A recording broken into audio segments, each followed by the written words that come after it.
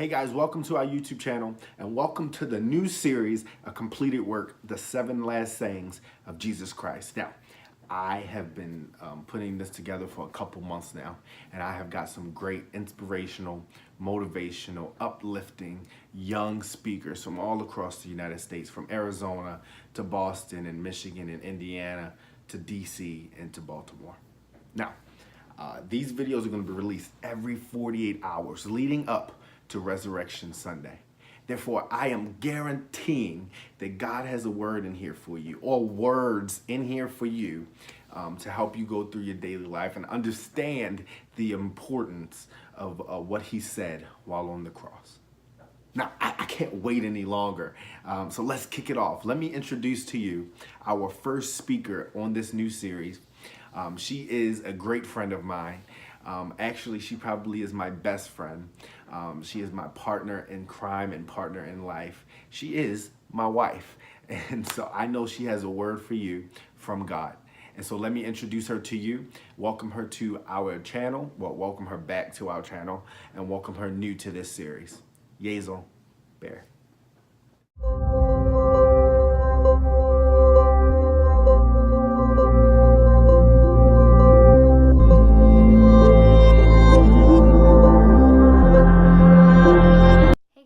Welcome back to our YouTube channel. So today I'm starting off our 7-part series, A Completed Work, The 7 Last Sayings of Jesus Christ. I have the privilege of reading Luke 23 verse 34, and I'm actually going to start at verse 32 and then end at verse 36 just so you can have a general idea of what was going on.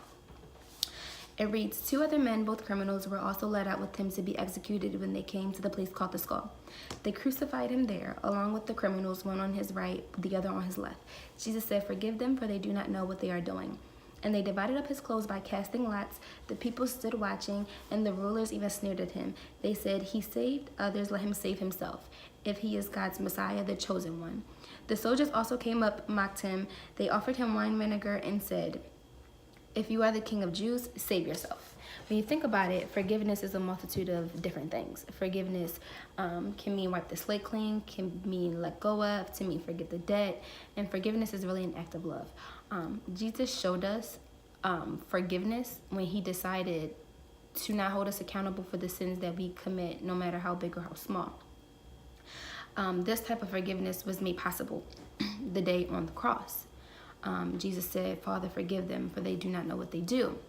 He was asking for him to forgive the thieves who mocked him, the one who stood on his left and the one who was on his right, for the rulers who beat him, yanked out his beard, whipped him, nailed him to the cross, put a crown of thorns on his head. He also asked for forgiveness for the angry crowd, the people who stood around his cross and mocked him for him being the chosen one, as well as they called for his crucifixion. And after all of that happened to Jesus, the first thing that Jesus was able to gather enough strength to say was, "Father, forgive them, for they do not know what they do." Jesus was willing to forgive them. In fact, that was his divine assignment, was to go on the cross and to die for us and to show us the willingness to forgive. Unforgiveness is a poison. And when you think about it, when you're not forgiving people, you're carrying that hatred or the way you feel toward that person to your next relationship. And then it becomes toxic in your future relationships. And the toxicity becomes poison, and poison can kill you. So everything that led up to that day was temporary. And because that was Jesus' divine assignment, there was nothing that could have deterred him from ever changing his calling. Nothing that happened to him would have allowed him to call himself down on the cross. He just wasn't going to allow anything to come in between his divine calling. When we accept our calling with Jesus Christ and God, we cannot allow for anything else to stop our plan and to stop our destiny. So forgiving people and forgiving people for what they've done to you now can help you with your destiny that you are in place and the one that you're in motion of doing.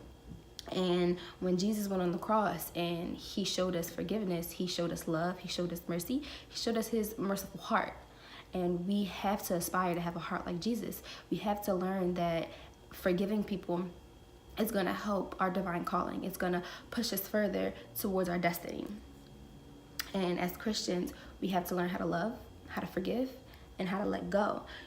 When you're on your calling, you cannot take grudges with you. You cannot take bitterness with you. You cannot take anger with you. You can't take hard feelings with you. If you have never been through what Jesus has been through, sometimes you have to think like, okay, this happened to me now, but let's just let it go. You never went through the pain that Jesus went through. So if Jesus was able to endure that pain and show us forgiveness, we should be able to show forgiveness as well. And you have to think, is this unforgiveness worth it? Or is it just time for me to let it go? You won't be able to continue with your journey and the calling that Jesus has for you on your life if you can't forgive people. If by carrying the weight of unforgiveness, you imagine the weight of this unforgiveness and then this one, all of that stuff just builds up and it becomes dead weight on you and it becomes toxic in your life and it starts to hold you back. When speaking those words on the cross, Jesus acknowledges that nothing was worth changing his plan. No matter what they said to him, no matter what they did to him, nothing was worth stopping his calling. Nothing was worth him dying on the cross and being risen in 3 days. He knew his calling. He knew that he was going to rise in 3 days. He knew the divine assignment that Jesus had for him. And he completed it anyway. Jesus forgive them, for they know not what they do, was the willingness that he showed us to forgive.